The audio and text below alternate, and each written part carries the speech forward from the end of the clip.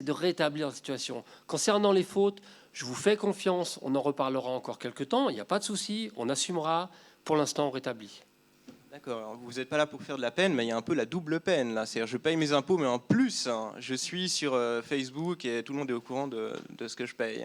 Payer ses impôts n'est pas une peine, si je peux me permettre. Ce soupçon qui est le fait que nous avons aussi fait objet à une effraction de notre coffre, etc. Donc vous avez des preuves et vous avez identifié déjà des coupables à l'intérieur, parmi les collaborateurs. Nous n'avons mais pas... vous parlez aussi possiblement d'une attaque extérieure. Donc est-ce que vous pouvez nous en dire un peu plus sur Nous ces n'avons différents pas éléments? désigné des coupables.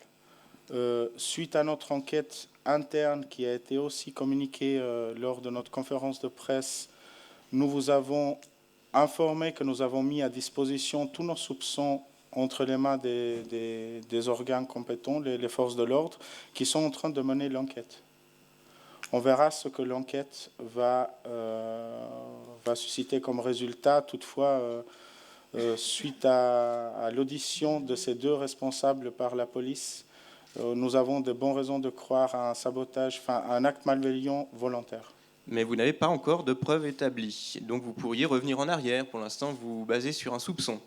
Pour l'instant, on se base sur un ensemble de faits qui se sont déroulés, qui nous donnent un fil rouge d'un événement pensé en avance. Je me permets encore une autre question. Comment, à l'avenir, allez-vous rétablir la confiance de vos clients? Désormais, cette marque est quand même synonyme d'un grave problème sanitaire. Ça va être difficile à remonter la pente, on imagine. Oui, vous avez tout à fait raison. Alors, nous tenons quand même à souligner que Medi Rouge est une société qui est implantée et bien et reconnue par ses consommateurs.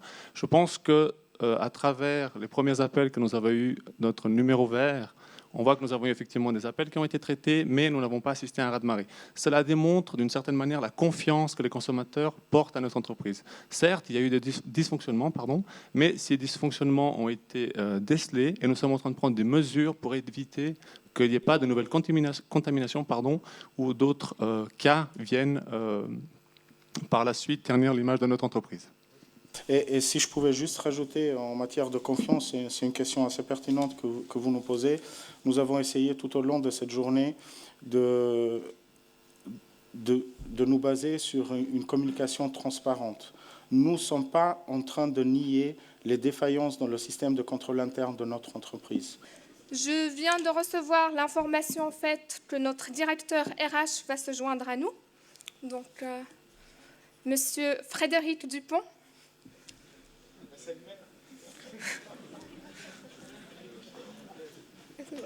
Voilà. Et je donne la parole aux journalistes aux questions. Il me semble qu'il y a un élément clé qui ne figure pas dans votre communiqué de presse et que vous n'avez pas mentionné non plus. On ne comprend pas du tout qu'est-ce qui est à l'origine de l'incident technique. Est-ce qu'il y a une personne qui est à l'origine de cet incident? Est-ce que c'est un problème d'ordinateur? Et puis enfin, s'il s'agit d'une personne, est-ce qu'il y a un lien avec le dernier paragraphe de votre communiqué qui donc nous dit que l'un de vos collaborateurs a tenté de mettre fin à ses jours? L'incident technique est dû à une erreur humaine et la personne qui est à l'origine de cette erreur humaine donc a mal supporté le stress qui s'en est suivi et voilà. Alors pour quelle raison est-ce que vous le mentionnez uniquement maintenant? Pourquoi ça n'a pas été un des éléments qui a été communiqué en premier? Parce qu'on est tous humains et l'erreur humaine nous arrive à tout le monde. Donc, voilà. Mais que l'erreur humaine arrive à tous, c'est pas ça qu'on met en cause. Mais pourquoi est-ce que l'entreprise a décidé de si je me permets de vous interrompre, c'est pas le point central de la problématique. Donc effectivement, c'est grave ce qui est arrivé à cette personne, donc elle a tenté de mettre fin à ses jours. Mais vraiment, l'élément central, c'est en plus de cette partie humaine, qui est la partie financière et technique. On n'a pas communiqué tout de suite concernant effectivement une malencontreuse erreur humaine. C'est pour des simples raisons de protection de la sphère privée. C'est quelque chose qui nous est cher. Aujourd'hui, on est une jeune entreprise. On est un peu tous copains et pour nous c'est important de travailler en équipe et de conserver une certaine vie privée. Comment ça a pu arriver? Est-ce qu'il y a peut-être un problème justement à ce niveau-là dans la gestion des équipes? C'est une excellente question que j'ai eu exactement la même réflexion il y a quelques heures avec notre comité de direction. Je pense qu'une situation, quand on sait qu'on va impacter un certain nombre de clients importants dans le domaine du trading et de la finance, c'est une pression que peu de personnes sont aptes à supporter. Et ensuite, le détail, je ne le connais pas encore. Si j'ai bien compris, c'est un communiqué de presse rassurant qui a fait remonter les actions comme ça. Écoutez, j'ai la chance d'avoir été assis au bureau du directeur financier et de notre directeur général, Vincent Oettinger, qui est malheureusement fait un malaise et ne pourra pas être là aujourd'hui pour défendre son graphique. Et je vous prie d'excuser directement mes collègues effectivement, qui ont pris au pied levé la relève de cette présentation. Sur ce graphique, de ce que je me souviens de la discussion qu'on a vue, c'est qu'effectivement, il y a eu une première baisse d'une action, en l'occurrence, qui était effectivement due à notre problème technique. On voit que rapidement, on a pu le corriger au bout de quelques dizaines de minutes et que l'action remonte, le marché remonte. Est-ce qu'il fait bon travailler dans votre entreprise? Est-ce que vous avez parlé qu'il y a une ambiance un peu de copains, c'est moins de 35 ans, tout le monde se soutient, mais pourtant, j'ai un de vos collègues qui a fait un malaise et un autre qui a fait une tentative de suicide. Donc, j'essaye de comprendre l'ambiance qui règne au sein de votre société. Je m'adresserai à vous d'un point de vue RH. Je laisserai éventuellement la parole à mes collègues plus techniques qui sont plus impliqués dans les locaux et dans les bureaux de notre entreprise. Ce que je peux vous dire en tant que directeur RH, c'est qu'on a effectivement beaucoup de personnes qui font du sport et que des accidents arrivent. Et de là à savoir pourquoi il y a eu trop de pression ou pourquoi notre directeur général a fait un malaise, j'en discuterai avec lui. Mais je suis sûr que tout ira bien. Éventuellement, une question, je suis Madame Michu. J'entends beaucoup dire que le risque zéro n'existe pas, donc c'est normal qu'il y ait des problèmes de sécurité. Et alors la question que j'ai envie de poser, que ma grand-mère aurait pu poser, c'est de dire mais pourquoi fait-on de la sécurité si on vit dans un monde insécure? Pourquoi ne pas assumer cette opportunité justement de la non-sécurité et de préserver les moyens financiers qu'on investit inutilement dans la sécurité pour faire quelque chose de plus important? Ce serait facile de vous proposer d'assister au débat qui va suivre cette conférence de presse, animée par une brillante professeure de l'EPFL qui saura répondre très bien à cette question.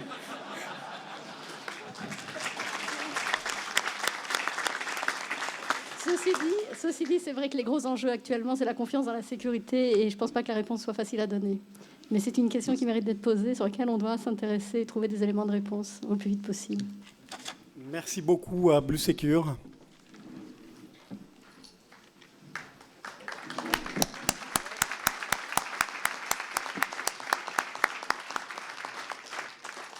Mesdames, Messieurs, merci de bien vouloir voter. Ce sera le dernier vote de cette journée stratégique Clusis.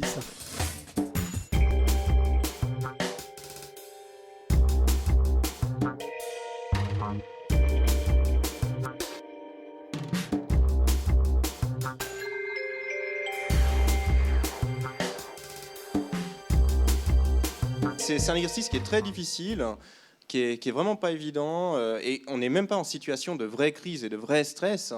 Et il y a déjà de la sueur, il y a déjà quand même un peu de peine comme ça. Donc vraiment bravo à tous ceux qui ont participé à ça. Puis je crois que c'est très bien pour l'expérience et puis pour vivre ça, pour comprendre les enjeux et puis pour progresser, quoi. C'est vraiment l'exercice en lui-même. Je trouve qu'il a été très précieux, quoi, finalement, pour comprendre cet épisode-là qui est particulier dans la vie d'une entreprise et puis dans la vie, dans les relations entre les médias et puis les entreprises. Donc bravo à tous. Moi, je voulais aussi vous féliciter. C'est très instructif, et puis notamment sur comment peuvent se dérouler des conférences de presse. Parfois, tout d'un coup, les journalistes focalisent leurs questions un peu sur un même sujet parce que quelque chose apparaît. Et typiquement sur la dernière intervention, voilà, de qualifier de détail un malaise ou de secondaire, ce genre de choses-là, tout d'un coup, ça, c'est des choses assez, assez flagrantes. Et puis, ça peut arriver dans des vraies conférences de presse où, tout d'un coup, des choses... on sent très vite si quelque chose ne colle pas, et les journalistes, s'ils sont un peu solidaires, ils se tiennent les coudes et ils font un feu croisé. Et en réalité, on est bien plus méchant que ça, en fait. Et on est du bon côté du micro, on n'aimerait pas être à votre place. Merci beaucoup. Avec quel état d'esprit vous venez à une conférence de presse? Qu'est-ce qui vous passe par la tête? Au départ, on est juste à l'écoute de ce qui se passe et puis du message. Il ne faut pas croire que forcément le journaliste part avec un a priori de vouloir absolument faire soit le justicier ou soit avoir un avis, un a priori négatif ou de faire tomber.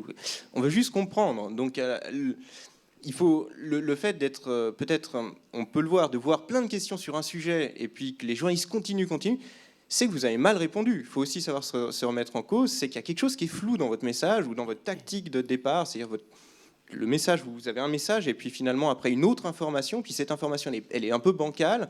Évidemment, là on va tous aller là, on veut comprendre. Et puis voilà. Ensuite, le climat peut devenir un peu plus délétère du moment que il n'y a pas quelque chose de très clair ou que votre réponse n'est pas très claire. Et puis ça va crescendo. Mais a priori, si factuellement toutes les informations sont là, etc. Voilà, c'est ce qu'on recherche au fond. Les membres des cellules ont passé l'épreuve et terminé leur marathon.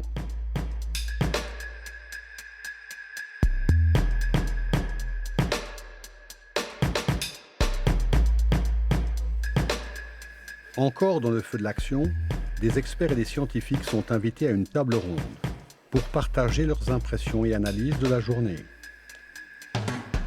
Des extraits des conférences de presse sont projetés et commentés. Je me permets toutefois de faire une petite mise à jour d'évolution récente.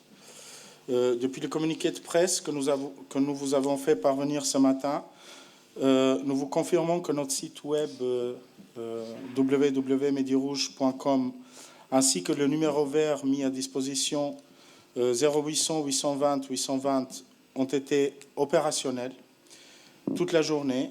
Et un certain nombre d'appels ont été traités sans pour autant avoir subi un raz-de-marée d'appels. Dans un deuxième temps, nous tenons à vous donner des nouvelles des enfants hospitalisés. Suite à l'utilisation de la crème commercialisée par notre entreprise, les médecins nous ont confirmé que leur pronostic vital n'est pas engagé, que leur santé se stabilise et qu'ils vont bientôt pouvoir rentrer à la maison. D'un point de vue interne, le responsable qualité ainsi que le directeur de production ont été auditionnés par la police. Et l'on s'oriente clairement vers un sabotage volontaire. Il nous reste à éclaircir les raisons qui ont motivé cette démarche. Toutefois, nous privilégions la piste d'un acte malveillant qui avait pour objectif d'affaiblir notre entreprise, afin de rendre son rachat plus aisé. Là, j'ai qu'une chose à dire, c'est une excellente entrée en matière pour une conférence de presse. Pourquoi? Il y a les deux éléments humains d'abord, l'élément pratique qui touche tout le monde, le numéro vert et tout ça. Ensuite, les enfants touchés. Et ensuite, l'information qui va faire mouche. Et si vous vous souvenez, ça a aiguillé toute la première partie de la conférence de presse. Les journalistes se sont intéressés à ça parce que c'était une vraie information offensive de la part de l'entreprise. Pas un mot inutile dans cette introduction, pas de rappel inutile, juste un renvoi au communiqué que les journalistes ont lu. C'était vraiment excellent, je vous félicite. Dans tout ce qui s'est passé dans cette matinée, qu'est-ce qui vous a frappé de positif, de bienfait, toujours en matière de communication en cas de crise? Qu'est-ce que vous auriez à souligner en bon exemple, si vous voulez? Donc, ce que j'ai beaucoup aimé dans cet exercice, c'est que ça m'a confirmé que la communication de crise est une science assez complexe. Ça m'a donné cette confirmation-là. Et puis que communication de crise, elle se planifie, elle se prépare et elle s'exerce. Ce n'est pas simplement un exercice de style ou un essai que l'on fait à un moment donné. Donc ça veut dire aussi, et je l'ai ressenti dans certains discours, qu'il faut savoir s'entourer de bonnes personnes, entre autres d'agences de communication, parce qu'on ne peut pas communiquer seul, mais également de se faire aider à l'aide de leaders d'opinion, de se faire aider également avec des lobbyistes. Il est important de s'entourer dans la communication, une entreprise seule n'y arriverait pas. Et finalement, un point important, s'entourer également des médias, parce que je pense que les médias, pour nous, doivent être des partenaires. Ce qui m'a marqué, c'est le besoin d'honnêteté et que dès l'instant où on essaye de tourner autour de quelque chose ou qu'on essaye de pas le dire exactement dans les bons termes, ça marque tout le monde. C'est-à-dire que je pense que les questions des journalistes, tout le monde a trouvé un petit peu « ouh, c'est un peu fort, c'est un peu agressant parfois ». Mais je pense que la majorité d'entre nous, on les avait en tête, ces questions. Je dirais que l'effet négatif que j'ai pu constater, c'est effectivement le stress. Toute la journée, ces équipes ont subi un certain stress, assez élevé pour la plupart, puisque l'exercice de se retrouver face à des journalistes est de loin pas évident. Et on constate qu'en fait, à partir de 4 heures du matin, ces équipes constituées ont dû rentrer dans une phase de résolution d'un certain nombre de problèmes. Ces problèmes ont évolué dans la journée, donc le stress a continué à augmenter. En plus de ça, il y a eu un timing qui était relativement serré, plus le fait que plus ça avançait, plus il fallait aller affronter finalement. Hein, aujourd'hui, c'est qu'un exercice. C'est un exercice qui, avec toute la valeur qu'il peut avoir, parce qu'effectivement, le jeu a été extrêmement bien joué de la part de toutes les équipes, mais ce n'est qu'un exercice. Et je pense qu'en situation de crise réelle, le niveau de stress est beaucoup plus haut. Si on n'a pas une préparation dans l'exercice de rédiger un communiqué de presse, ça part dans tous les sens. Et finalement, on se rend compte qu'arriver à dire peu et bien est beaucoup, beaucoup plus difficile que de rédiger 14 pages d'explications. À un moment donné, il faut savoir se taire. On avait l'impression qu'il fallait, chacun avait le besoin de se justifier et d'en rajouter. On a rajouté un moment. J'ai l'impression de dire ah, bien joué là, et quelque chose qui revient. Puis je me dis pourquoi il en rajoute? C'était bon. On avait le point. Tout ce qu'on rajoute permet aux journalistes d'avoir la munition pour se faire tirer dessus. Observez-vous quand vous communiquez, mais dans des situations de vie banale. Les questions que votre fille ou votre copain va vous poser, vous allez très bien les anticiper, vous y répondez très bien. Quand vous êtes dans des situations où vous avez simplement la faculté d'être vous-même et d'être détendu. Donc, pour moi, ça revient quand même à une de ces règles de base, ce fameux pas en arrière, ces fameuses 3 respirations. Préparer les questions, parce qu'on peut à l'avance préparer les questions que vont poser les journalistes. Je pense qu'ils sont identifiables, en tout cas dans une grande partie. Ce qui demande, bien sûr, après de faire des jeux de rôle, voire des brainstorming, il faut être prêt à toutes les questions. Et souvent, j'ai vu des grands points d'interrogation dans les yeux des gens, ou même les journalistes ont posé des questions, mais vous êtes sûr qu'il fait bon travailler chez vous? Donc on a bien senti que la plupart des entreprises, ou certaines entreprises, je ne veux pas généraliser, ne soutenaient pas leurs collaborateurs ou les membres de leur entreprise. Des simulations un maximum, et puis il faut avoir des équipes qui sont très distinctes dans ce qu'elles peuvent apporter à la cellule. C'est-à-dire qu'il faut avoir des techniciens, il faut avoir des personnes qui fassent de la communication, et chaque personne devrait avoir son rôle pour apporter quelque chose plutôt que risquer de se contredire. Moi, j'ajouterais un élément qui me paraît moins important, c'est toujours dans cet esprit que vous avez aussi mentionné, de pouvoir faire le pas en arrière, d'avoir le temps de réflexion. C'est que quelqu'un dans un groupe pareil doit avoir comme tâche de faire fonctionner la chose. Donc, pas de tâche particulière, sinon que le travail se déroule bien.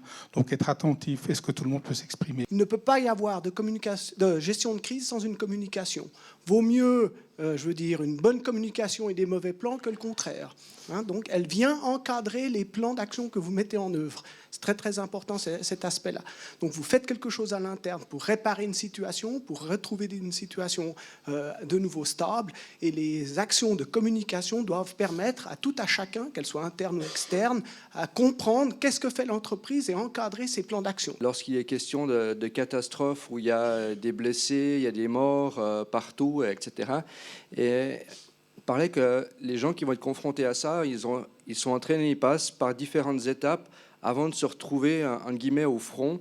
Et j'ai l'impression que dans le point de vue informatique, il faudrait aussi un peu passer par là, s'entraîner sur des petits cas et ainsi de suite pour obtenir une certaine maturité, pour être prêt à affronter la grande crise. Et je pense que l'exercice tel qu'aujourd'hui le CLUSIS a mis en œuvre est une opportunité extraordinaire, mais les entreprises devraient peut-être y songer à le faire, à se mettre ensemble pour organiser des scénarios, à le faire, qu'elles soient assez grandes, de le faire elles-mêmes, parce que ce modèle, le modèle hospitalier des soins, pour moi, je le trouve intéressant. Et je pense qu'eux, ils ont beaucoup plus de maturité que nous de la gestion de catastrophes.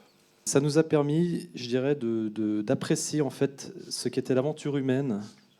C'était une vraie aventure humaine toute la journée pour ces équipes. Parce que finalement, on avait des gens qui ne se connaissaient pas, ou presque pas, en début de journée, qui ont dû apprendre à se connaître, travailler ensemble. C'est pour ça que vous dites aussi, en fin de journée, c'était peut-être un peu mieux, il y avait plus de cohérence, mais ça faisait aussi quelques dizaines d'heures que ces gens travaillaient ensemble, alors qu'ils ne se connaissaient pas au début de journée. Donc ça, cette aventure humaine, j'ai trouvé ça assez incroyable, au fil des rebondissements qu'on a eus, au fil des conférences de presse inédites pour ces gens qui ne sont pas rompus à ces expériences. Et finalement, voilà, ça résume ce qu'est une crise. C'est de la gestion humaine, finalement, pour la plupart des cas.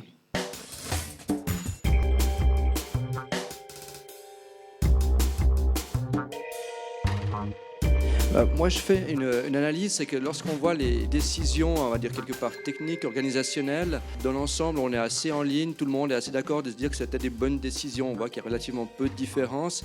Et si on passe après au communiqué de presse, on est un petit peu moins bon. Là, on retrouve plus de personnes qui vont dire non, pas du tout.